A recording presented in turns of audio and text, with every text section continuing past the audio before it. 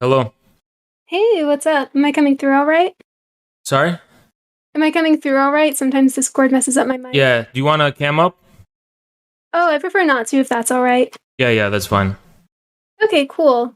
Yeah, so I guess we were just here to discuss veganism and such. So I guess we can just start, I guess, if you want to tell me perhaps what your contentions are with veganism. Sure. So my basic idea is that in a way vegans are bad people because instead of accomplishing being more humane toward animals, which I don't think is possible, vegans actually degrade humanity to the level of animals. Okay, so when you say vegans are bad people, that's like fine with me. I'm not really interested in like your contentions with vegans as individuals, but more so with like veganism as a movement. So would your concerns then be that you think veganism as a movement is sort of bringing the value of humanity down to that of non-human animals? Absolutely, yes. Okay, well that's interesting to me because most vegans I know actually don't value humans and non-humans the same. So would you mind perhaps explaining why you get this impression from veganism? Yeah, I don't think most vegans think that animals and humans are quantitatively in a sense the same as in the same on the hierarchy or the spectrum.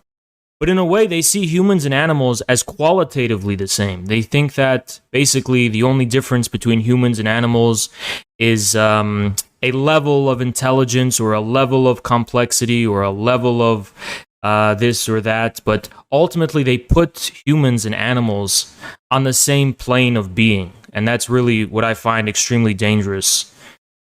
Okay. I'm probably just going to ask a lot of questions to clarify just because I want to make sure I understand what you're saying. So, when you say that we put them on the same plane of being, what does that mean exactly? Sure. They refuse to recognize the exceptionality of human beings as qualitatively different beings than animals. In other words, that humans are not, for them, humans are just animals who are more intelligent and more this, more that, but there's no qualitative difference with animals, only a kind of spectrum. Okay. I think my limitation when it comes to my understanding of philosophy might be becoming an issue here because I'm not sure what it means to say like qualitative differences. Oh, yeah, I'll explain that. So, Okay. with a quantitative difference, um, you basically have the same form, but different quantities of that same form. So, for example, a quantitative difference can be height, right? Someone is taller than another person. That's a quantitative difference, right? Mhm. But Sure. width, when you introduce width, width is not just quantitatively different from height, it's qualitatively an entirely different thing itself with its own spectrum. So, does that make sense? Um, I think I'm still failing to understand fully, but maybe I could just give you sort of my perspective on the idea of the value of like humans and non-humans, and then that might address your concerns if that's fine. Okay. All right, yeah, sure. So I don't actually value like humans and non-human animals equally. I would say I generally value humans more. But when it comes to something like veganism and the question of like whether we should be killing these animals for food, to me it now becomes a matter of, I don't value a cow as much as I value a human, but I value them both enough to not kill and eat them, right? And I can probably draw the analogy between maybe someone who values like their mom more than like a random stranger. You can value your mom more than a random stranger, but you can still value them both enough to not kill and eat them, right? Yeah, and that's what I was talking about. So, to me, that would be putting humans and animals on the same plane of being. You're not treating them the same way, but ultimately, um, of course, you prefer, in the same way that your mother is a human, right? Of course, you prefer your mother over other human beings. But we are extending, or there is a pretense to extending humanity to animals, such that while we might not treat cows the same way as humans, we're also going to ascribe to them some degree of so called sentience or consciousness and basically put this on the same spectrum. Not the same place on that spectrum, but the same spectrum as beings. Right, well, that's probably because humans and animals share certain properties, right? And I would say that the property of something like consciousness or sentience would be that. Although, like you were kind of alluding to earlier, I would certainly say that cows probably possess a lower level of sentience, but the actual property of having sentience would be something that's shared between them. Um, this is where I would have to disagree. I think words like consciousness and sentience are extremely poorly defined. Hmm. Yeah, no, I would agree. Those terms can be kind of difficult to fully Um, flesh out, but I can do my best, I guess. So when I think of sentience, to me, I consider what is it like to be that thing. So if I think to myself, what is it like to be a rock? Well, there's probably really nothing there. But if I think to myself, what is it like to be a cow? Then there are certainly like subjective experiences that are happening. I think that's a kind of, ironically, it's kind of an anthropocentric way of looking at animals. I don't think you can actually subjectively relate to animals. They're so radically different that I think Mhm. the only way you can relate to them is negatively. You can't actually put yourself in the shoes of a cow and interpret their feelings or their experiences. Even for animals, the animal that is probably closest to us, not in terms of similarity, but in terms of compatibility, which is a dog. Mhm. Obviously, chimpanzees are more similar, but dogs are way more compatible with us, our motion gestures. Even when comes to a dog, I don't think you can really intuit or interpret or really truly empathize with a dog. I think you can have an idea in your head of what the feeling or what the experience of the dog is, and oftentimes or sometimes that can be compatible with how the dog responds to that feedback. But ultimately, I think you are dealing with beings so fundamentally and radically different um, Mhm. that no kind of empathy is possible. Yeah, so I would agree that like humans and animals are generally like so different in the sense that we can't really always fully understand kind of what's going on with them. But I think to me, it's less about being able to understand what they're thinking and what they're feeling and things like that, and more so just being able to understand that they are thinking and feeling to some extent, even if we don't know exactly what it is. Like a cow might be thinking something, it might be feeling something. What exactly they're feeling, I probably couldn't tell you, although I could infer from their, their behaviors and things like that.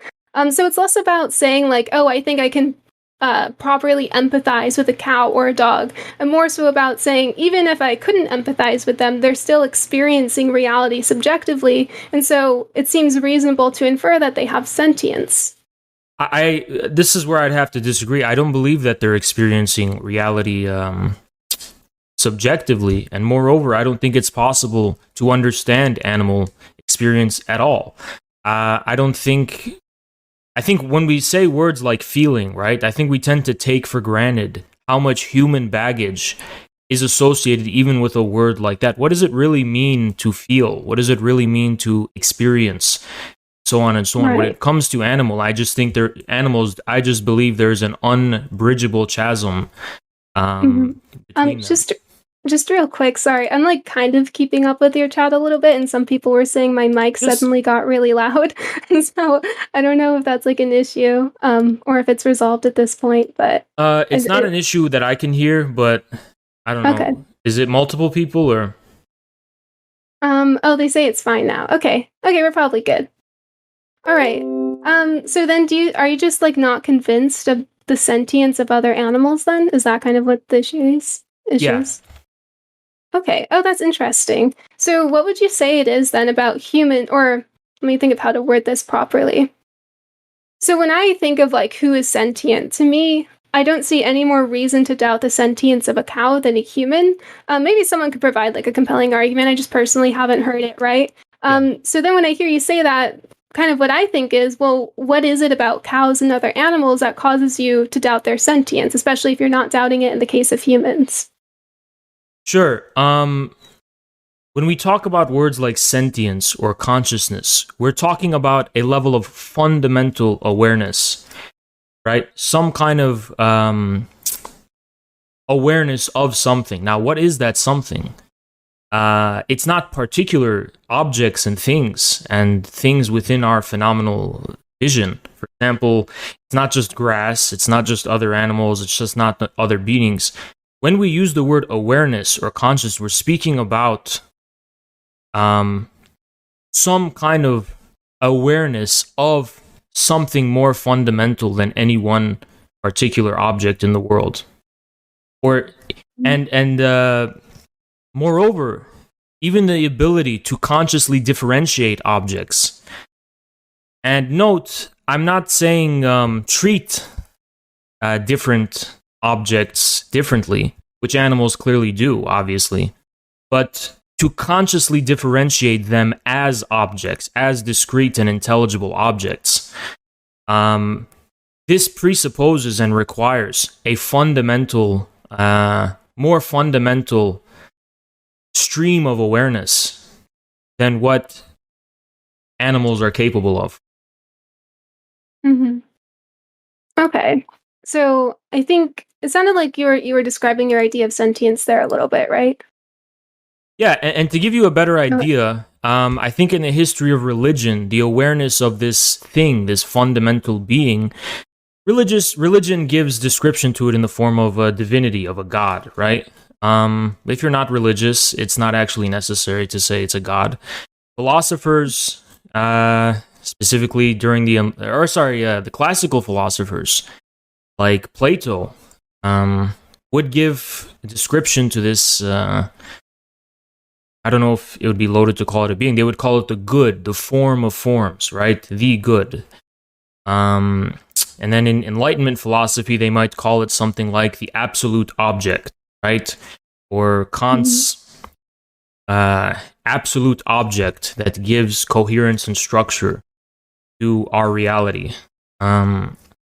So it seems very clear to me that the difference between humans and animals is possessing this fundamental, some kind of awareness of something more fundamental than our immediate being. Yeah, sure. I would actually agree that, of course, generally speaking, non-human animals have like a less complex form of cognition than humans. But to me, that just means that they're probably just less sentient. And to you, it sounds like you're making the claim that they're just like not sentient at all. Um, Precisely. To me, it's not that they're less complex. It's that there's a qualitatively different. There's a qualitatively different characteristic we're talking about. Human beings are aware of something animals cannot be aware of. Human beings are a form of being that is qualitatively different from animals. mhm.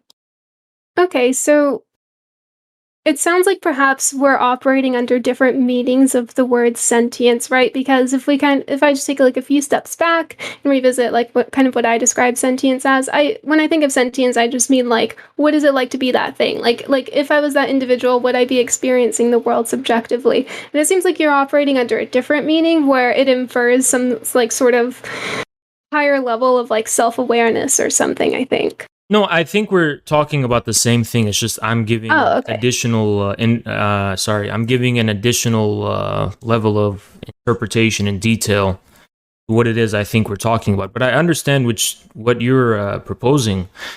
To Mhm. me,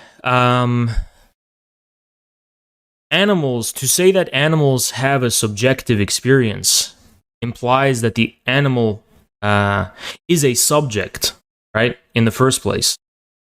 Possesses a subjective experience and so on and so on. But I don't see how this assumption can be justified. A Mhm. subject, for example, is the addressee of another, whether that being is another human being or want to go into psychoanalysis, it's some kind of superego or whatever. It is some kind of way in which we define our identity, our being in relation to another. I don't Mhm. see how animals can be capable of doing this. Okay, so then you think, or I should ask you rather, phrase as a question, so it doesn't sound like I'm like attributing a position to you that you don't hold. So do you think then that like for any given non-human animal, like a dog or a cow or whatever, that they're not experiencing reality subjectively? Not subjectively. No, I would not use the word subjectively. Whether they're experiencing reality. Thank you, Party Chairman. Whether they're experiencing reality is a very ambiguous question. What does it mean? To be clear, I don't think that animals are idle objects. I think there is a difference between a rock and an animal, right? But I would be very clear about pointing out that animal being is qualitatively unique. An animal's being is qualitatively unique being. I recognize I'm not trying to put humans on a kind of divine-like level in relation to animals. I think it's very clear we possess some kind of commonality. Not fundamental commonality, but some kind of commonality with animals. But I just think that we do have a unique humanity that makes us not the same as animals. I mean, yeah, I would agree that, collectively humans have characteristics that make them unique and set them apart from non-humans. I'm trying to figure out, I guess, how to word my confusion properly. So just think for a second. So if we consider a dog, then would you agree that like dogs feel like, or dogs can like suffer and feel pain? Like if you kick them, there'll be some like sort of negative physiological response to that. Like there'll be like a pain response to that. I do believe that there would be a negative physiological response, but I don't think the experience of pain is the same as a negative physiological response. To me, pain, as far as I understand it, is actually a subjective experience and interpretation, not intellectual interpretation, obviously, a very visceral one, obviously, but it's some kind of interpretation of the physiological response. That is what's painful. What's painful isn't so much the direct physiological response, but the relationship between that response to our more fundamental awareness. Okay, so you're saying that the pain stems from the relationship between like what's causing the pain, like the external factors, and the like the level of awareness that an individual has. It's the experience of the physiological response. It's not just the physiological response itself. Okay. Maybe I can word my question better. I feel like I probably was a little bit vague. Sorry. So when we think of like ourselves, right, and if someone like stabs us with a knife, there's going to be this idea of pain there. Like we might not be able to like fully accurately describe it, but like if someone stabs me or someone stabs you, there will be something that we call pain. So would you, like if someone stabbed a dog, would you think that there's like that same type of pain that goes on in the dog? Yeah, let me clarify why I don't think it would be the same. So when a human being gets stabbed, there is a very clear and obvious disruption and distress at a physiological level. And we experience that distress, and we call that experience pain. But we are not one and the same with that distress, if that makes sense. Like, it's not just that we're mechanically responding to distress. The pain comes from the fact that the distress is disrupting some kind of prior state of subjective harmony. This also is why pain is extremely subjective. People can develop pain tolerances, and pain varies across different individuals for reasons that couldn't possibly just be physiological differences. Now, whereas if one were to stab a dog, obviously that's an extremely deranged thing to do and has to some kind of psychological problem on part of the person, because the reason they're stabbing a dog is because think of inflicting pain on humans. It reminds them of that. But the truth is that I don't believe the dog actually experiences pain. I think the dog exhibits a response to the pain, but exhibits a response to the distress created by the knife, but that's not the same as pain.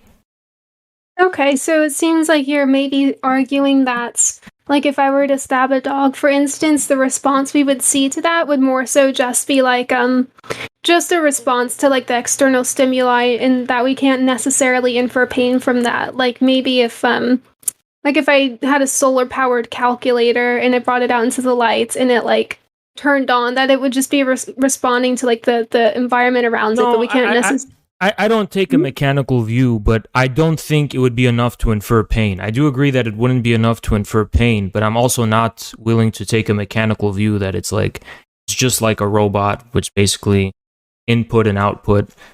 It's probably somewhere in between, but it's not enough to be pain. Okay. So yeah, one of the ways I know people might have trouble understanding this. Pain is a feeling we experience sometimes without any clear physiological input. We experience pain at very abstract and incorporeal things. We experience pain maybe because we read a text message, someone broke your heart.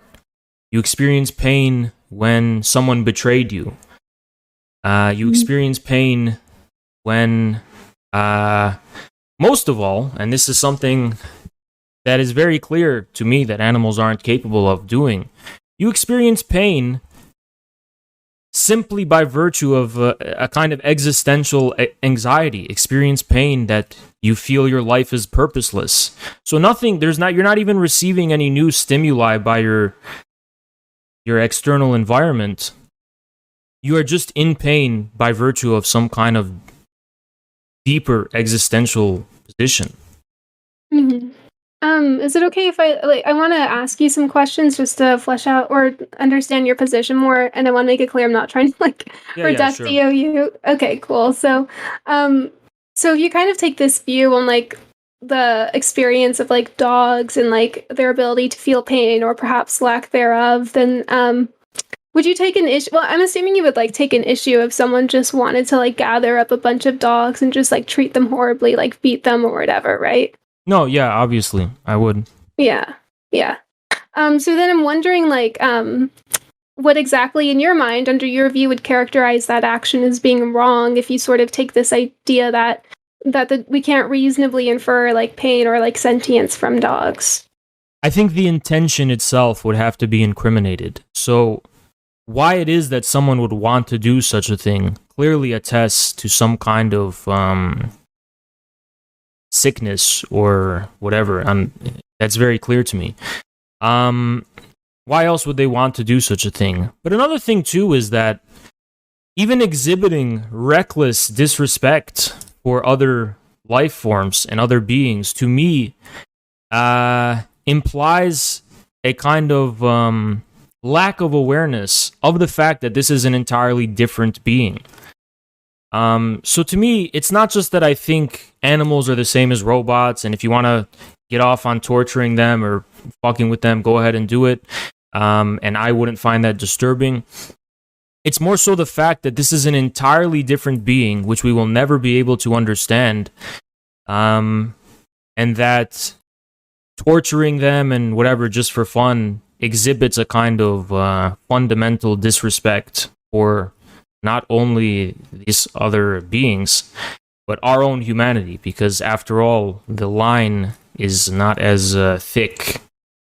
I mean, there's a qualitative difference, but we are not gods, we come from somewhere as human beings. So there's all sorts of reasons why I think it can be justified that people would be disturbed at torturing animals without having a problem with eating animals.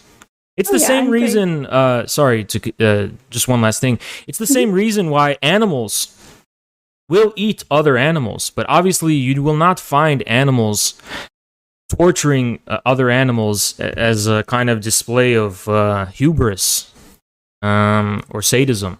So that's really my position. Okay, yeah. So it sounds like when we're talking about someone who just like wants to like torture a bunch of dogs for whatever reason, it's like the thing that it sounds like concerns you is the sort of sick mindset behind this, like the like what would drive a person to do that. Um, is that like a like I guess the sort of malice behind the actions, I guess. Would that be like a fair way of It's viewing your both. position? It's both the malice as well as what that malice attests to in the act, in the practice itself, which I think is a fundamentally uh, false perspective. I guess I would call it a false stance a human being would have toward nature. I think it exhibits a level of hubris that I think very easily amounts to a lack of humanity toward other human beings as well. Mm-hmm. Okay. So, like, I'm trying to think of maybe a situation in which we could potentially account for this. Like, if we had someone who was just, I guess, they were just going around kicking dogs, and let's say they weren't really like thinking about it. Like, maybe sometimes you like kick a leaf on the sidewalk or something. Let's just say that they were just sort of like mindlessly kicking dogs as they walked or whatever, and there wasn't any sort of thought process of like, oh, I want to inflict harm on these dogs. Inflicting harm on others makes me happy. Would you feel like you would take an issue with that, or would that maybe be permissible because we've sort of accounted for the like I guess malicious mindset behind it? So you're saying someone is like kicking dogs? Why? Oh, sorry if you can hear the traffic noise. I don't know if my mic is picking it up. Yeah. Like they're just kind of like mindlessly doing it. Like they're not really thinking about it too much. Like how sometimes you like kick a leaf or a rock on the sidewalk or whatever. Let's just say there were like dogs on the street and they were just sort of mindlessly doing it. Like would you feel like you would take an issue with that? I think instinctual is a loaded word, so I just want to use the common sense meaning of that here. I think instinctually, right, from a common sense perspective, we don't really treat dogs or animals the same way as rocks. So I think if someone were to be doing that, they would be lacking a level of fundamental awareness that is that is very abnormal for a human being. If a person was just kicking dogs the same way they would kick a rock, just mindlessly or whatever, going around doing that, they probably lack a level of awareness that's attests to an even deeper deficiency. Now if someone doesn't do that serially in the same way as rocks, but let's say a farmer gets annoyed at a dog and kicks the dog so the dog leaves him alone or something, which is something that happens, by the way, very often in developing countries. I wouldn't make anything of it. Like, it is what it is. I mean, they might even kick a person if they're annoying them, so. Mm-hmm. Okay. So then your issue with that, like the hypothetical of like someone just sort of like mindlessly kicking dogs, no malintent behind it. It sounds like your concern wouldn't be with the dogs. I think I'm not trying to like strawman you. I'm just trying to make sure I understand. Sounds like your concern would be less with the dogs and more so like with whatever mental faculties or lack thereof are present in the person that would prompt them to do that. I don't like drawing such a strict division between those two things, because I think that the state of the person's mental faculties and their relation to the dog are entwined. Those things are like, I grant the dog is another being, right? So for someone to treat another being this way, obviously attests to some kind of issue with their mental facilities, but I reject this view and this stance toward nature and toward animals. So I don't want to draw a hard distinction, but I think if this is what you're asking, to be very clear, to me, a dog cannot have what we would call rights. A dog, to me, could not have rights. That doesn't mean people in practice will see fit to be sadistic toward dogs, but for no reason. But to me, a dog itself, I cannot understand a dog. But one of the things that I find important to point out is that it's precisely our distance toward dogs and our inability to understand them that I think can be a source of respect. We should derive our respect for animals not because of what we can know about them, but because of what we could never possibly know about them. One of the things I take issue with when it comes to vegans is that they overly familiarize the animal world, but I think there's a division there that cannot be bridged. But it's also a division that should inspire a level of respect. Mm-hmm. Okay, so I guess I'm still trying to figure out, or I guess I'm still trying to understand, like, what exactly your issue would be in the case of like kicking the dogs mindlessly. Because I get that it has to do with like what would I guess drive a person to do that, but I think beyond that I'm getting a little bit lost. So maybe if you could just I would be disturbed by it because I would reject that behavior. Mm-hmm. I would consider that behavior something inhuman. I would consider it inhuman behavior, but I would not put myself in the shoes of the dog. I don't think I could do that. Mm-hmm. Okay, so there are a couple of things that were interesting there. So you say you would reject the behavior because it's inhuman, and when you say inhuman, are you just meaning to say that it like deviates from like how humans generally act? Both how humans generally act and what I believe our humanity means at a more fundamental level. And what our humanity means to me at a more fundamental level is a level of awareness for the kind of abyss of others. The fact that we cannot actually reach others at a certain level. Mm-hmm. Okay. I think I'd like to return to that point, but I'm also interested because you said that you wouldn't put yourself in the place of the dog. And I was kind of wondering why that is. Because I don't believe it could ever be possible for me to relate to a dog. Oh, okay. Oh, okay. So it doesn't have like anything to do with like a concern with how like the dog, like any sort of pain response that the dog would have. No. If I started to put myself in the shoes of animals, I would have a lot to account for. Because animals are just different. They behave in ways that don't make sense to human beings. Mm-hmm. Okay, so then I guess just to reiterate, if someone said, well, would you put yourself in the position of that dog? You would say no. If they say why, you would just say because you just don't understand dogs, and that would be why. You like can't empathize with them. Yeah, dogs are fundamentally different creatures, and there's no way for me to relate to them. Okay. I took note of something. Oh no, where did my thing go? Here it is. So when we were talking about the other point, and you were saying like it's inhuman to behave this way towards dogs, you said that what you meant by that is that it deviates from how humans generally act, and also what our humanity means at a fundamental level. So what does it mean when you say that? Like what does it mean to deviate from what humanity means at a fundamental level? Sure. It's a complex question.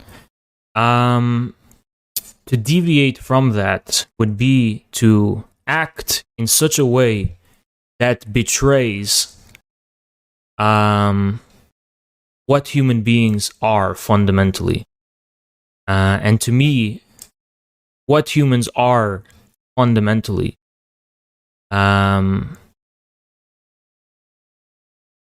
cannot really be neatly defined so much as it is something that we participate in.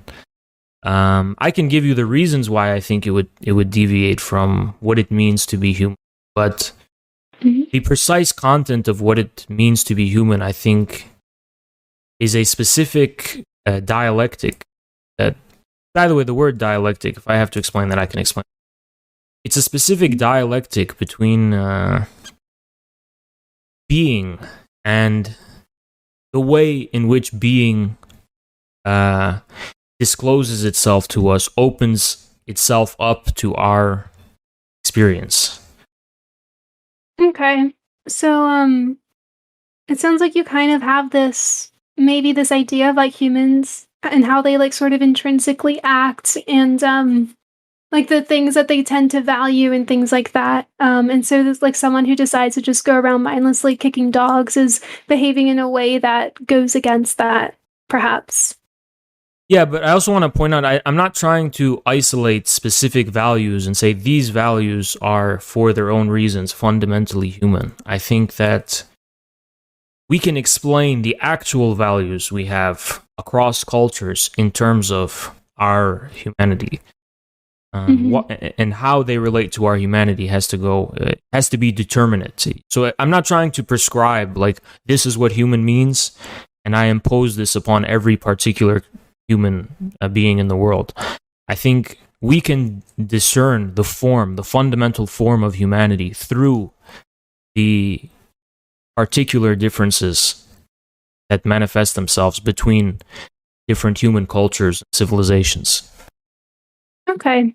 So then I guess when we're looking at like how you might consider how we should treat other animals, it sounds like you believe we should treat them in a way that is in alignment with how like humanity fundamentally is. Well, it's tough to say that because that would imply that we're not already doing that. Like we have not already been doing that. Oh no, I mean, I think you can both hold the position that like we currently are treating animals in alignment with how humanity fundamentally acts, and also that if we weren't doing that, then it would be bad, right? I suppose, but I want to be clear that when I say we should not treat animals in a way that fundamentally does not align with our humanity, the content of what our humanity is determinate and not prescribed prescriptively from the top down universally. Mm-hmm. Sure. So like you have like this idea of like there's like certain descriptive claims we can make about I guess the fundamental nature of humanity, and that if we were to act in ways that were outside of that towards like other animals, then it seems like that's sort of where you would have an issue with people's behavior as it pertains I to think how we treat other animals. I'd be better comfortable saying where people act in ways that differ from our fundamental humanity. Not only am I saying we should condemn this, but that we do condemn this. I think sorry, I think I'm a little bit confused with that. Could you maybe explain it? I'm getting Sure, lost. yeah, Sorry. I'm not creating like a moral precept that I'm trying to apply to universally. I'm saying, for example, I'll make it a little bit more clear. Each culture has a specific cultural and traditional relationship to animals, how they relate to animals. Mm-hmm. When people deviate from that so fundamentally, people find this disturbing. Mm-hmm. Okay. So it's not that. So each culture has a specific way of relating to the animal world. No culture sees animals the same way they see rocks, but so it's almost like there's a finite way in which different cultures relate to animals, and when people fundamentally deviate from that, when people transgress the line each culture establishes between ourselves and animals, that kind of chasm, we tend to experience this as something disturbing. It is disturbing. Mm-hmm. Okay, so it sounds like you're also, when you said like it depends on like where this is happening, I guess it sounds like you're giving consideration to like the different cultural practices of people. Yeah. Okay, yeah, that makes sense. So then, So then if we had like there are cultures that engage in like all practices that you and I would probably agree are horrific. And I'm sure that this extends to their treatment of like other animals as well. Like there are some cultures who have practices where I think they take like a goose and they feed it, or they just give the goose like a ton of alcohol and then they take it by the neck and swing it around and stuff like that. It's like a marriage ceremony. But like to those people, that would be like a totally normal cultural practice. So would that be something that you'd be fine with? Absolutely, yes. I think Okay. to me, this is definitely really human. It's not some kind of arbitrary sadistic act. It's a determinate tradition that has the weight of the humanity of all of those people, the meaning of their humanity behind it. So I have no problem with this kind of cultural practice of banging the goose around. But I would also predict that probably it would become less popular. It would probably be something that becomes less popular, but I have no issue with it. I don't have any issue with it. Okay. And if there was like a culture then where perhaps their marriage ceremony involved like taking a dog and skinning the dog alive, would that also be something that you're fine with, or would you maybe Absolutely like have fine other with it. considerations? No, I would be fine with Oh, it. okay. Absolutely. Okay. So it sounds like your idea of like what it means to act in alignment with like fundamental humanity gives a lot of consideration to cultural practices of people, and like if these cultural practices express some sort of like fundamental nature of humans, then it seems like you're fine with it. Of I course. hope. So for the example you just gave, like the skinning the dog, right? Hmm. Now, if this is a true cultural practice, it's a real tradition that they're doing. First of all, it's a very old one. It's one that has passed not only the test of time, but in a sense, the test of being. It has a kind of metaphysical depth to it that requires a lot of care and a lot of thought to truly understand. There is a level of metaphysical wealth. Now, is that the same as like some guy randomly skinning a dog for no reason because they want to inflict pain on it and it's funny? No, if it's a cultural practice, then this has a meaning for this culture that somehow fits within their wider expression of humanity. Hmm. Okay, and I'm assuming that like if we think of cultural practices that tend to like victimize humans as opposed to non-humans, presumably I assume you have like different standards for humans and non-humans that would, you know, warrant condemning it in the case of like I don't know female genital mutilation or something like that, or would you actually be fine with it in the case of humans as well? Well, let me be very careful here, just because it's Hmm. really easy to misinterpret. So, Hmm. would I be fine with it? If you mean, would it disturb me greatly? Yes, it would disturb me a lot. But Hmm. would I call for America to invade this culture and teach them the correct way? No. I am Hmm. the way. So I'm a humanist, right? But I'm not a humanist from the perspective of European universalism. My form of humanism is confident that through the particular development of this culture itself, that the inhuman manner by which human beings are treated, and let's be clear, obviously, human beings have been humanity. I mean, if you want to look at it in a Marxist way, there is a fundamental alienation between ourselves and our humanity that spans thousands and thousands and thousands of years. But I'm confident that humanity will prevail. I'm confident that through the determinate development of this culture itself, internally, that such practices would be eliminated.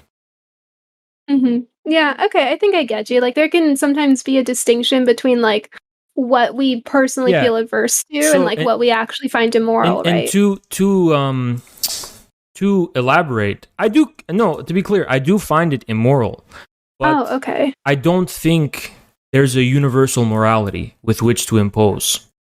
I find Mhm. it immoral for me is almost a prediction. It's a prediction that eventually they will awaken to the reality of its immorality. But to be clear, when we're dealing with human beings, whether you want to talk about certain horrible things like what you mentioned, or slavery, which is probably the best example, the one that for me is the easiest to talk about, because it is the like the history of humanity. When we encounter different cultures, that's what happens. Slavery, right? So, in the case of slavery, And this is true for all forms of slavery in the history of mankind, especially the ones that preceded the transatlantic slave trade, which is a qualitatively different one. Upon a group or a population being enslaved, some kind of historical dialectic is initiated that is double-sided. So it's not just that empathetic and compassionate people say, we should not be treating these people this way. It's that the people who are the victim of the slavery, they are engaged in a dialectic with the people enslaving them. They resist, not directly, but in a sense, they resist this. They initiate a change in the meaning of general humanity. And so there's an actual active development that the slaves themselves participate in that leads to a new outcome. With animals, this isn't the case. We have been treating animals the same way for forever, almost, right? If we define treating animals the same as like being cruel and not human, not treating them as humans, I mean, and eating them and whatever. Animals have never initiated a dialectic, a genuine dialectic, a real response to this. They have never endangered a historical change because of At this point, I think, sorry, I don't mean to interrupt, but at this point, I think it might be beneficial for you to explain to me what dialectic means in this context. I just want to make sure I follow. Yeah, excellent. So, dialectic is referring to opposites. So, the idea of dialectic is that one perspective, right, is finite and limited. And by opening one to the perspective of another, namely one that is opposite to you, you can arrive at a deeper insight, a more holistic, general, deeper insight. So, for example, the Platonic dialogue in Greek philosophy, Plato is creating characters, and he sets these characters up to be arguing with each other, right? So one guy says one thing, and the other guy says another thing. And in this way, a conversation is initiated that allows Plato to arrive at a deeper truth. So instead of just having one perspective, there's another perspective. So beyond the dialogical form of dialectic, like through dialogue, in history, the idea of dialectics is that forms, cultures, societies, states possess a relationship with their opposite, their real opposites, their real material premises, right? Which relate to them in the form of opposites. And so there's this kind of tit for tat and back and forth between the two that leads to some kind of new outcome. So in the case of the slave example, it's the relationship between master and slave that is not just a one-sided relationship, but it's two. So the slave has an input and the master also has an input. It's not just that the master is the only one who defines the relationship. So this is what the dialectic means. Okay, and you're saying that animals can't have that sort of input? Yeah, they do not participate in a historical dialectic with human beings that changes history, that leads to new cultures, societies, and civilizations. Okay, so it sounds like maybe the point to take away from here is like, in the case of like master and slave, like the slaves have this potential to actually, I guess, make some sort of like tangible impact on history with respect to like cultures and society, whereas that's not the case with animals then. Yeah, precisely. Okay. Sorry, I'm just trying to think of how to like properly form my my question. Sometimes I struggle with that. So I'm assuming that like if there were some sort of like okay, if there was like some way like how do I word this? I'm so sorry, I'm struggling. So there certainly exist humans that can't like create societies and cultures. Like there exist humans that have like the level of like cognition or capacity or intelligence, whatever, of the animals whom we farm. But I'm assuming that like if it were a case where we were just like mass enslaving these humans that couldn't fight back any more than animals could and didn't have the potential to change society and culture any more than animals could. I mean, I'm assuming that you would still extend moral consideration to them and say that we still shouldn't enslave them. Mhm. Yeah, I just take issue with the premise. So to me, Okay. I am a kind of Eastern humanist. To me, human being is not defined by the individual unit. Human being is defined by collectively. Human being is defined by the culture, the society, the tradition. And there's no society, there's no culture, and there's no civilization, whether it's a small tribe of hunter-gatherers or it's the Aztecs or it's some kind of civilization we have now. There is no civilization in which human beings are incapable of history. Every real human being belongs to some kind of society. Now, they may leave that society and go live in the woods, but ultimately, this is the nature of human beings. There's no, even in the Amazon, where people are living in the jungle, they have a real historical being. They have a level of, they are just as so-called complex as us. It's just that they manifest that complexity in different ways. Mm-hmm. So to me, there is no human society that is at the level of animals. And now there are individual human beings that can be born with defects that prevent them from interacting, participating to the full extent of most human beings. But they belong to the human society. They come from a human being. They're born of a mother. They come from a family.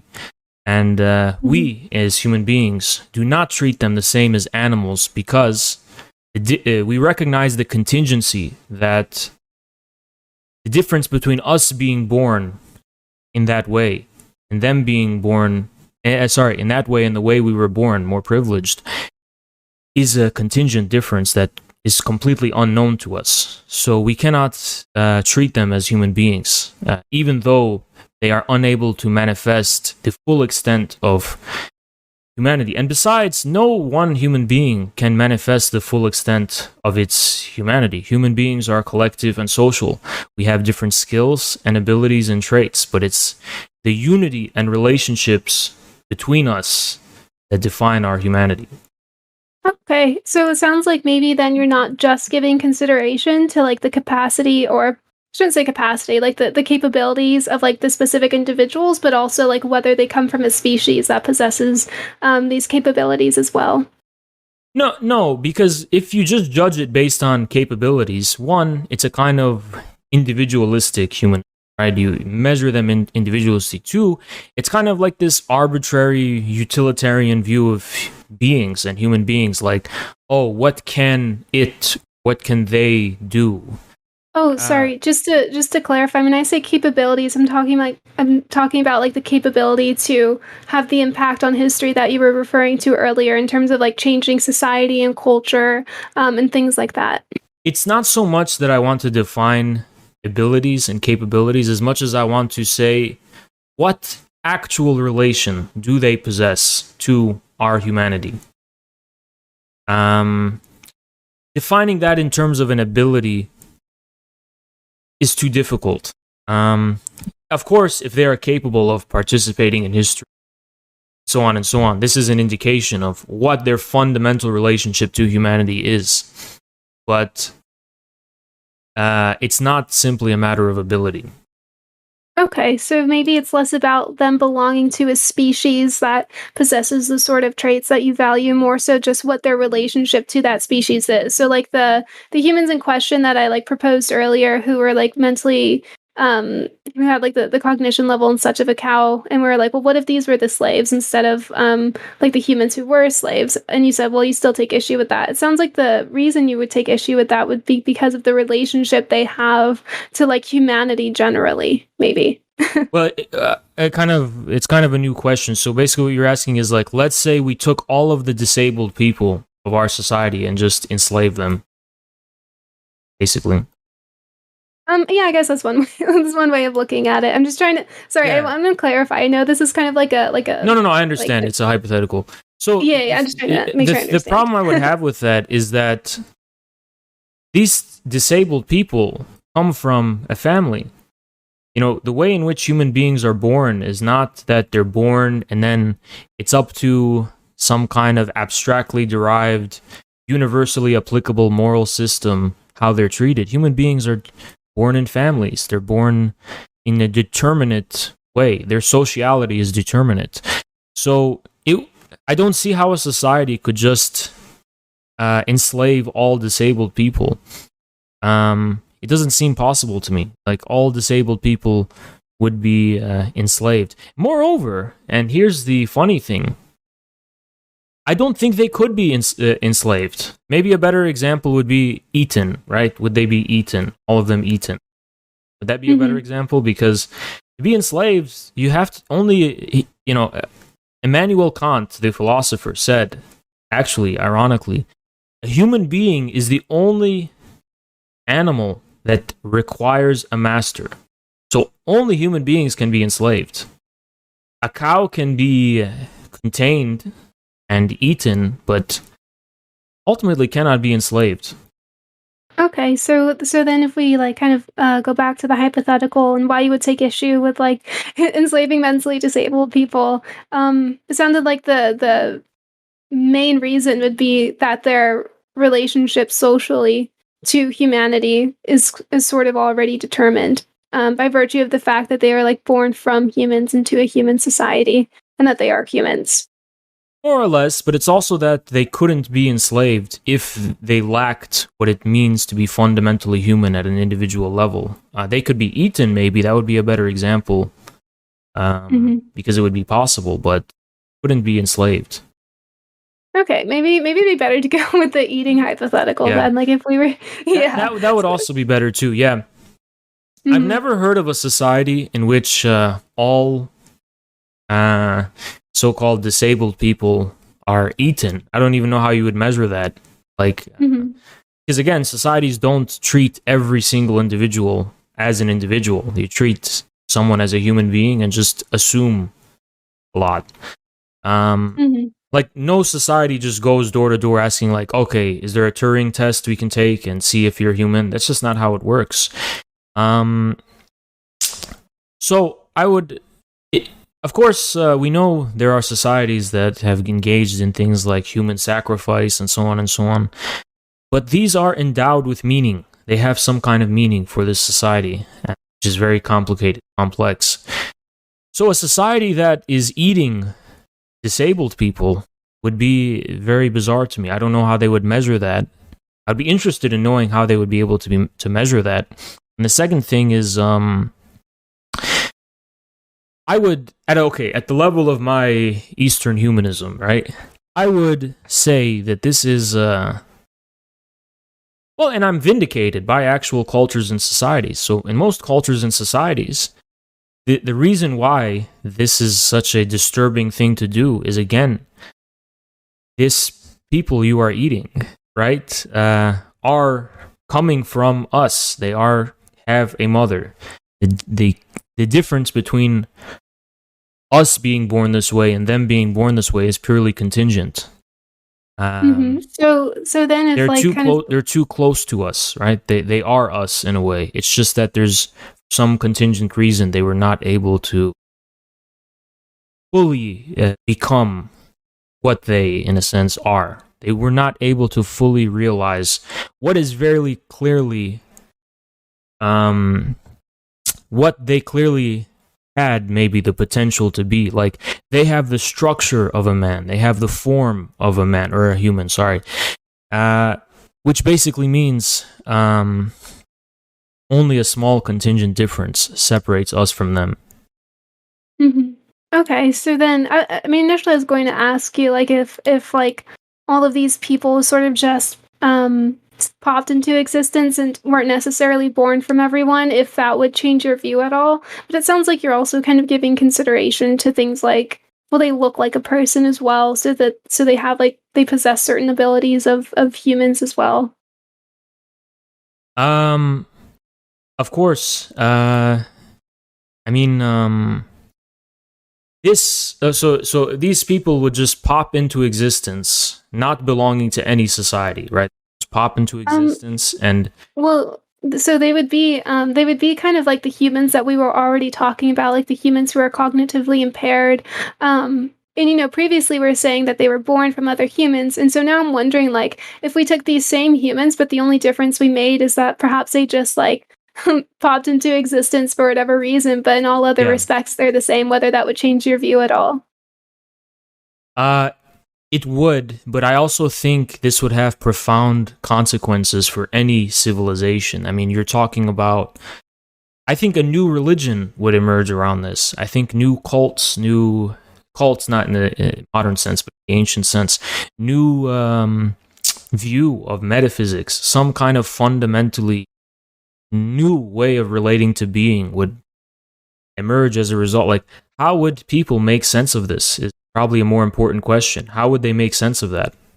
And I don't Mm-hmm. think the first thing that would come to people's mind is let's eat them. Mm-hmm. Right. Okay, so it sounds like your concerns then would be mostly for like the externalities of that. Like, how would this impact how society generally views, I don't know, maybe each other, or Yeah. ethics in general? Yeah, see, Okay. I can entertain hypotheticals, but the issue with posing hypotheticals in a vacuum is that it's kind of like elevating. It's like arbitrary. Like, why wouldn't this have consequences for other things too, right? You can't just isolate one difference. It's hypothetical and say Mm-hmm. everything would be the same except for this. Of course, the universe we live in is more connected, interconnected. At Sure. Like, I think we can certainly account for things like that in hypotheticals, although I agree that there can be a difference between, like, what if this happened hypothetically and what if this happened in the real world? Because if something happens in the real world, there are pragmatic concerns to take into consideration. Um, but, right, like, but I guess. Mhm. yeah, but if the hypothetical is still another version of our world, there would obviously be consequences for the difference posed in the hypothetical that are not accounted for in the hypothetical itself within the range of the. Okay. Um, so then I'd be interested then if your concern is mostly with like the externalities of this, like how would this affect human or like human society at large? I mean, we can just account for that. We could say like hypothetically, we could just say that once we start enslaving these humans, that there is no really difference made with respect to how we view other people. No, Um, I think it would provoke a profound existential confrontation with our own humanity. And I don't think it would be possible to eat. I just don't. I think we would not eat them. I think I personally, right, if we're speaking for me, so let's just go from the is that I'm talking about to the ought. Me personally, I would be uncomfortable eating them because it would provoke a radically different view of my own humanity. We are dealing with a situation where people are popping into existence from thin air. It would radically provoke confrontation with my own humanity, the real consequences for which I could not predict. But I would not mhm, be I would not be comfortable eating. I wouldn't even be comfortable taking a picture. It would almost like be this is a sacred object, you know. I couldn't mhm, even be comfortable making fun of it or whatever, right? Like is this from God or something? I mean, it'd be a mhm. very scary thing that I don't think people would play around with. Yeah. Well, to me, it sounds a bit like your concerns with that would be like the pragmatic application of like this sort of enslavement.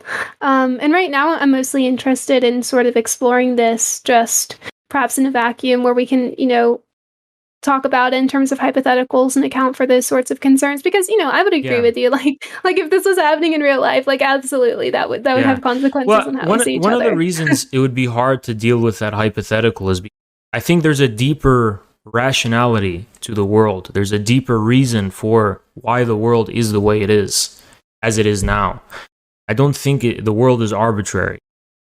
So it's really hard to entertain that question. But I think if you could account for all of those considerations, which I think is an impossibility, even then, by virtue of the fact that barely anything separates us from them, I don't think we would treat them the same way as animals. I just don't. Mm-hmm. Yeah, I mean, I would agree that we probably wouldn't do it. Although I'm mostly interested in whether it would be like morally permissible to do so. What do you mean Like if morally? we Yeah, it's kind of a tough. Right, like, what do you mean morally permissible? like just if you would take a moral issue with it, if you would look at that and say, "Oh yeah, that's immoral. I don't like that. They shouldn't be doing it." So for me, I'm not a prescriptive moral universalist. So I don't actually think morality works in the sense of we individually determine what is moral and what is not moral. I think morality is a functional and kind of objective reality. So to me, it's not really a question of what I would morally prescribe as much as what would be my morality. Not because I determined it as such because of some kind of logical consistency, but because of my more fundamental embeddedness within being and the consequences of. So for me, I think it would be immoral. It would be immoral, but not from the perspective of a moral universalism. So, for example, it's very easy for me to say that if someone accidentally killed one of these people, it would not be as big of a deal as if they accidentally killed a human being. Mhm. Right. Okay. So then I guess if we sort of revisit the question of sorry, it's just like morality debates always make me laugh because of the hypotheticals we get into. But anyway, if we revisit the question of like eating these sort of cognitively impaired individuals, that we said possess no ability or any future ability to ever like impact the history of humanity, they can never like impact society or culture. And if we also say that like in eating these individuals, there will be no like consequences with respect to how we like treat other humans who aren't these individuals, would you have any sort of issue with eating them at that point? Yes, because again, I don't think I think this is a kind of maybe Western view of humanity. Humanity is at the level of the individual human being. To me, human being is a human being really must encompass the kind of collective organism, right? So to me, we cannot just treat humans or human organism as a individual unit from a moral perspective. So from my moral perspective, we must treat it at the level of the consequences it would have for all humanity, insofar as humanity has a determinate embeddedness in a state, civilization, or society. Mm-hmm. Okay, to me, perhaps I'm just not understanding, but that sounds still like a concern with how eating these animals would impact how humanity interacts with each other at large, or is there something else that I'm missing? Do I think there is? Well, I think that's true for everything. Right. I'm trying to tease out like I like think, what the for issue would be. example, ultimately we cannot again. So I want to be clear. To me, the reason why human beings possess the relations they do with one another, define these as human, is not because of what we derive positively, but about other human beings, but because of the radical distance between us. For me, a human being is basically another being with which you, as an individual, possess an unbridgeable chasm, but it is also a being that reciprocates some kind of awareness, respect, and reality of that chasm itself. So it's almost like when you look another person in the eyes, you're both looking at kind of the abyss of one and another's otherness. And this is what the kind of elementary human recognition. Infra 8 SUNGORILLA. Thank you, D-Gen Appreciate it. Sorry, it was a sub. This to me is the most fundamental kind of human mutual recognition. But so if we go from, for example, from philosophy, the Enlightenment, Hegel, this is also how we make sense of things like the state. It's how we make sense of things like common civilization. It's why, to me, the human being is not just an individual. A human being is part of a more fundamental reality. Okay, so it sounds like So to me, to get kind of, I'm just saying this because it sounds like your question is like, is there something fundamentally intrinsic about this this hypothetical cognitively impaired thing coming from thin air? Is there something intrinsic about it that makes treating it badly wrong? I say no, but it's also true for humanity itself as well. It's also true for normal human beings. The reason why we have a respect for other human beings is not because we derive some kind of intelligible essence that makes them human, but precisely because of the mutual lack of understanding, lack of understanding the essence of the other. Okay. So then, like, if we look at how this pertains to the hypothetical we were exploring, then if we had like these humans who are cognitively impaired, they popped into existence, and if eating them wouldn't actually have any sort of impact on humanity and how we treat each other and how our society and cultures will advance, it sounds like you would still take issue with eating them due to like just, I guess, their essence of humanity that they would still possess in so, things like the. To be clear, when I mentioned this stuff about history, that I wasn't saying prescriptively that this is a litmus test. If you can participate in history, that is how we will define your humanity. It was more descriptive that this is a real difference between humans and animals. It doesn't mean that it's a Turing test with which to subject every possible human being. Because obviously, what human being can individually determine history? Human being can't do that by themselves. It's a collective and social process. But humans, more or less, and it's obviously on a spectrum when it comes to humanity, participate in this. And humanity, in the abstract, is not so much a set of positive and intelligible qualities that we subject people to the evaluation of, like a Turing test. Humanity is a kind of benefit of the doubt that we afford to human beings, which is why it's in the abstract. Right. We don't Yeah, so they still possess like some level of like humanity, such that you would still say that we shouldn't like kill and eat them. Then it sounds like. Well, yes, obviously. I mean, like, what other reason would they look exactly like human beings? Why else would they? Why else would they possess our anatomical structure and look like us? And basically, there would be no difference between us except the thing that's relevant for the purposes of the hypothetical, which is lacking some kind of ability to act as human beings. Yeah, to be clear, I would definitely agree that these individuals are like human-like, right? And that we shouldn't there's multiple reasons I would say we shouldn't kill them. The only reason I asked that question is because I'm just trying to make sure I understand exactly what your contention would be with eating them. But now I know that it's humanity. So I have so then if your hesitation then is being informed by the fact that these individuals are still like human-like and still possess some level of humanity, then I guess that kind of means that it would be worth it to flesh out the concept of humanity at that point.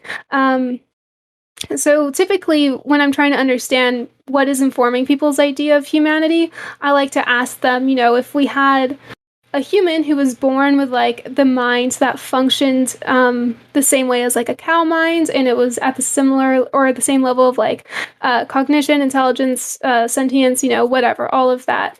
Presumably, most people would be fine with, or wouldn't be fine with killing and eating that individual. And I mean, I'm assuming you take that view as well. Well, again, there's two things that I think are wrong with this approach. The first one is what I pointed out earlier, is that this is a greedy hypothetical. There's a deeper reason why the world is the way it is. There's a reason why cows have the minds they do and look the way they are. And there's a reason why human beings look different and also have different minds. It's not an arbitrary difference. There's actually a reason for that. So we can't actually isolate one. We can't have our cake and eat it too. So I think my firm position, is that there is a deeper rationality to the world. Therefore, such hypotheticals could not even be entertained in a meaningful way. The second issue is that there is a fundamental difference here, I think, between... It's a is and ought problem. So, morality, insofar as it is a functional reality, is not actually premised by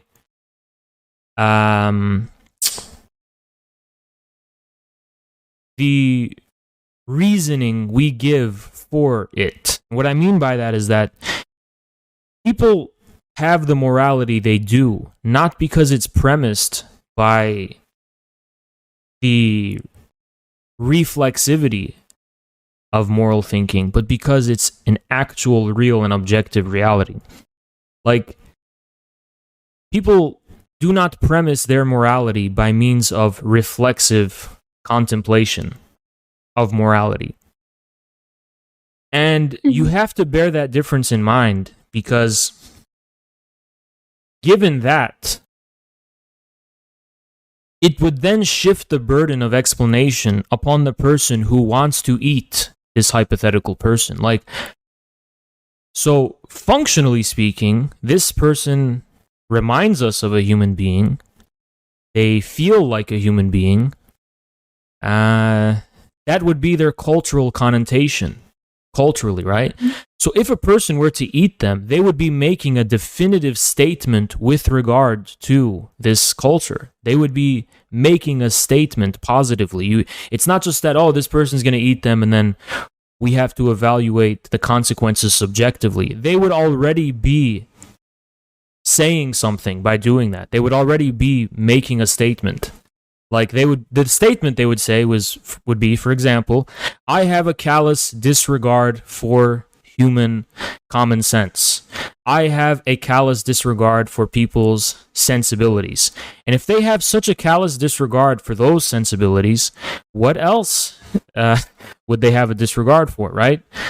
So the same system, I don't know if you call it that, the same kind of reason we have sensibility that makes us disgusted by eating this hypothetical person is the same reality, the same content of why we're disgusted when someone rapes or kills and so on and so on. It's not like you can just be an antisocial psychopath only for one thing and then it won't have consequences for how you relate to our general human moral values in whatever given society. So, in short, there are deep flaws to this question. And the basic assumption is that morality is something premised by its reflexive contemplation, which is just not the case. And we can talk about whether we subjectively feel as though the morals that actually exist are fair or consistent. But those morals still exist. We can complain about them all we want, but I take a Hegelian view according to which the development of human morality does not result from reflexively determining what is or is not moral based on some abstract criterion, but through an imminent development of morality as an objective reality. Okay. So then if we go back to sort of the first contention you took with the hypothetical, is this idea that it can't be entertained because, like, humans have human minds for a reason and cows have cow minds for a reason, and I think depending what we mean by that, I might actually agree. But if we're talking about, like, just, in terms of a hypothetical, it seems like that would, bringing that concern in would just be a form of, like, pragmatic shielding, because I don't think we necessarily have to account for, like, how the hypothetical could exist, like whether the hypothetical could be, like, physically possible, because, like, there's some factor in our world that determines why cows have a cow mind. Because to me, usually I take the view that if you're rejecting a hypothetical, usually it should be done on at least one of two grounds. Either A, the hypothetical entails, like, a logical contradiction, or B, the hypothetical is irrelevant. Because it seems like your concern with the hypothetical is more so pragmatic. Well, I'll actually explain it to you. So within your hypothetical, you have arbitrarily isolated a single quality, right? That does not seem to fit within the scheme of this world's rational being. Because of that, you are basically creating a kind of theology within your hypothetical. This one exception of it's a human being, but it has the mind of a cow, right? This one exception is a god. You're basically creating a god that exists only for its own sake, does not exist for a reason. It would not have consequences for the rest of being, and self-subsistent and exists in a vacuum. So it's kind of like you're creating this god. And to be honest with you, the only way I could entertain your hypothetical is by saying we would have to worship this cow mind human body because it is God. It's the only thing within this hypothetical universe that is an exception to the deeper rationality of the world. It would be God. Mm-hmm. Okay, so you're saying that, like, if there were a human born with, like, a cow mind, basically, that we should just worship them as a god. And then I guess my follow-up question would be, like, if we took a cow, like, just any normal cow that was born, and let's say that this cow had a mind that was identical to that of the human we've just described, presumably you would take a different view with the cow, right? How would you would the cow, if the cow has the same mind as a human, it would have to manifest that fact in some kind of observable way, wouldn't it? What do you mean? Like, for example, it would have to interact with human beings in such a way that proves this. Well, we're just saying, well, it's effectively a cow born with a cow mind, right? Because if we said that the human previously was born with a cow mind, then the identical mind in the cow body would be a cow mind. So basically, like, the cow it would act the same way any other cow would act, but secretly it has the mind of a human. Well, I guess it depends on how you're defining human minds. It's functionally similar, or identical, rather, I should say. What would be the phenomenal implications of that? And what I mean by that is, like, how, first of all, would we be able to, is there a way of observing that beyond magically knowing? No, not really, but I don't think we, like, in this hypothetical... It would be a cow, and it acts the same way. It's not doing anything out of the ordinary as far as cows are concerned, but it has the mind of a human. Well, it has the mind of a cow, and the human before had the mind also of a cow, right? Because we said that when this human was born, they were born with the mind of a cow. So wait, so this is just a cow then? It's not a cow with a human mind. Yeah, it's basically a cow. Oh, it's just a cow. Well, what about the cow? Yeah, well, I mean, you're saying that, like, obviously you take the view that it's, like, fine to kill them, right? Yes. Yeah, so, like, the reason why that comes across as a bit odd to me is because we're basically talking about two individuals that have the same mind but different bodies, so it kind of comes across as a shell morality position almost, because in the case of the one... Oh, yeah, sorry? Well, one is a god and the other one is just a cow. Mm-hmm. I mean, they're a god because they have the cow mind. Yes, because they are an exception to the rationality of being and the world. So it is a god. Mm-hmm. That's interesting. Now I'm interested in whether we can account, or not whether we can count, and what would happen if we accounted for this idea that it was an exception. Like, what if people being born with cow minds was just like totally normal in this hypothetical world. Yeah, if this is the same world and that's the only exception, we would worship them as a race of gods. They would be gods. We would definitely worship them, and we would. Yeah, all human civilization would be based around the worship of these gods. We would have priest castes that represent the will of this god, and this is the nature of society. Mm-hmm. Well, it sounded like before you said that the reason they would be worshipped as gods is because they were an exception. So if we say that, people being born in this manner was like totally common, then it seems like they're no longer an exception. Well, no, because you can't actually pick and choose. It's not that it would be an exception because it would be unheard of. It's that it would be an exception that has no other consequences for the rest of being. Like, it would not have to account for why cows have cow minds or why humans have human bodies and human minds. It's just this completely. Have you heard of Chris Chan? Have I heard of what? Oh, Chris Chan. I have heard of him. I haven't been following the drama, though. It would be like Sonichu, right? I mean, why is it a combination of Sonic and Pikachu? Well, just for its own sake. And that's why Sonichu is the god of Chris Chan's world. And in the same way, this hypothetical being would be the god of this universe because it is the one exception within it that can justify its existence by virtue only of itself without having any other consequences for the rest of being as a whole. Mm-hmm. Okay. Well, I'm glad we can at least agree that the cow mind human body person is worthy of moral consideration as well. I think we just tend to fundamentally disagree in how we assign moral value to individuals. Yeah, I mean, it would be a god. It would actually be a divine being. I mean, I think that is how the divine is defined. Mm-hmm. Exception to the rationality of being and the world. It is outside of being, but still somehow part of it. So yeah, I think it might challenge that a little bit. Like, let's say someone was born with the mind of like oh god, what are they called? The things from xenomorphs. Let's say they were born with like the mind of a xenomorph, right? And so they're just like going around tearing other humans up. So it's kind of similar to the cow situation where they were born from a human into like a human society, but their mind was not that of a human. So we have like this. Mm-hmm. In the movies that xenomorphs are in Prometheus, there are many indications that the xenomorph was actually worshipped as a god, despite being deadly creature.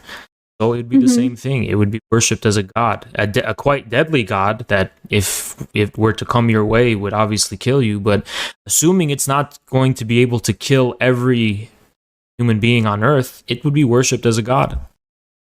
Mm-hmm. So okay, so you would still say it's fine to worship them as a god, because it's the same criteria. It's not that it would be fine. Well, or that we should, or that it would happen. No, it's not that it should. I'm saying two things. One, objectively, it would be a god. It would be a god. Two, the consequences of that fact would be that people would worship it as a god. There would be no other way to relate to it except as a god. Okay, so that's kind of that's sort of us speaking descriptively, right? So I'm kind of wondering if, like, prescriptively, you think it would be fine to like kill them, though. Would it? I don't know how I would be in a position to decide whether God dies or not.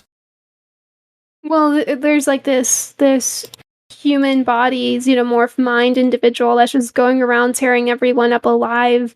So like if someone came along, they're like, hey, like I have this xenomorph gun, I just got to shoot him and he'll be dead and he won't bother us anymore. I would be scared. I would think.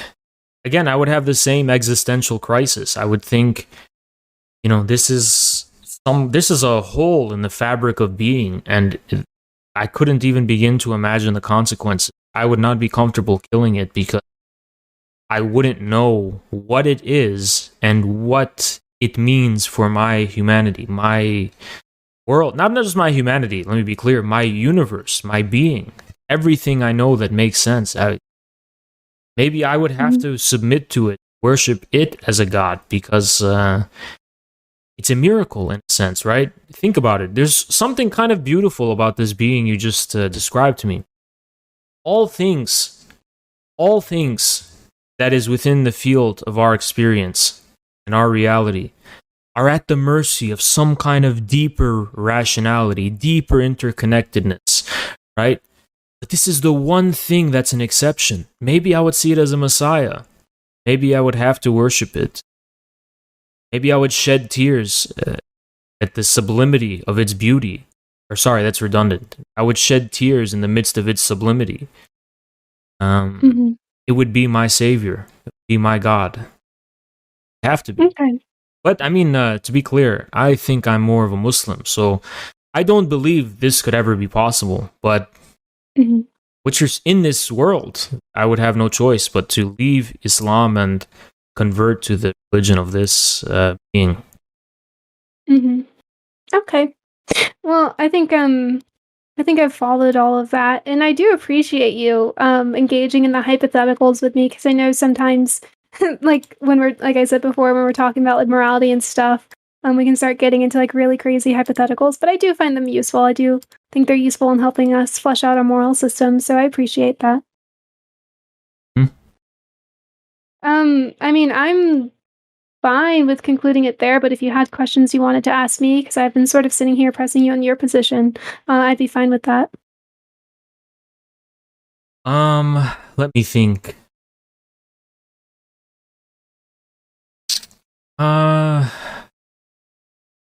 Yes, so you're a vegan? Yep. Yeah, I mean, actually, I'm not. Yeah. I don't know what. Yeah, I just think a lot of people struggle and a difference between. I think in our age, we are losing our humanity. Especially with, I mean, internet.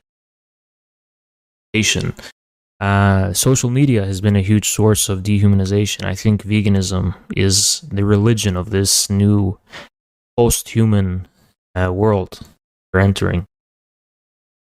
To me, the forces of humanity must awaken to a new-found sense of Eastern humanism, a revival of a kind of forgotten renaissance, one that will allow us to take a path different from European modernity and civilization, the European path that has led us to this complete nihilism and destruction of humanity. So I am hoping for another beginning of humanism and modernity. Okay. Also, just to like throw the offer out, you obviously have a concern with like humanity and how we treat each other. So if you ever like want resources on how animal agriculture affects, humans, like the humans who reside near these factory farms and the humans who work within them, I can always provide you with those if you ever decide you want to read up on it. That could probably be like some sort of middle ground we share, where we both agree that like how these industries are treating humans is definitely immoral and shouldn't be happening. So you can always reach out, and if you want those resources, I can offer them. Yeah, I mean, I don't think I would need them. I can see how people work in poor conditions, and obviously there could be problems with land disputes and so on, but I don't see how it's essential to fact. Like, I think for other industries, it's the same way. Yeah, I would agree. It's not like inherent to the process of animal farming, but I do think that it's an inevitable consequence of the industrialized nature of these industries.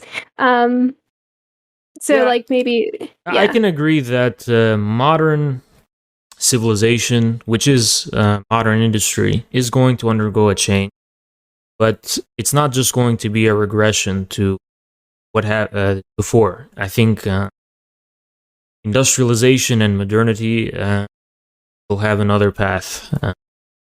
All I can say. Okay. Well, if you don't have anything else to talk about, we could probably just conclude it there. Okay, I'll conclude it there.